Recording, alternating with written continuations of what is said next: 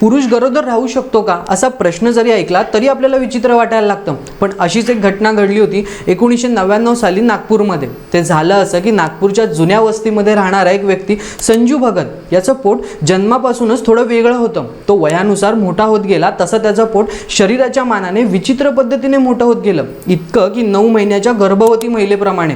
लोक त्याला चेष्टेने गर्भवती पुरुष म्हणायला लागले. पण वयाच्या तिशीत हेच पोट संजू याच्यासाठी समस्या बनत चाललं होतं. त्याच्या पोटात प्रचंड दुखणं सुरू झालं आणि सोबतच श्वास घेणेही त्याला मुश्किल होत होतं. या होणाऱ्या त्रासामुळे त्याने तात्काळ हॉस्पिटल गाठलं.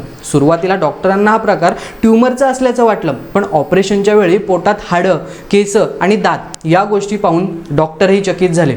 डॉक्टरांच्या माहितीनुसार ही घटना फेटस इन फेटू आहे, जी जगभरात फार क्वचितच घडते. या मेडिकल कंडिशनमध्ये आईच्या पोटात जुळं बाळ असलं की काही कारणांमुळे एक भ्रूण हे दुसऱ्या भ्रूणाच्या म्हणजे बाळाच्या पोटात अनियमित पद्धतीने वाढत असतं. संजू भगत याच्या बाबतीतही असंच काहीसं घडलं. त्याचा जुळा भाऊ कित्येक वर्ष त्याच्या पोटात अनियमित पद्धतीने थोडा थोडा वाढत होता.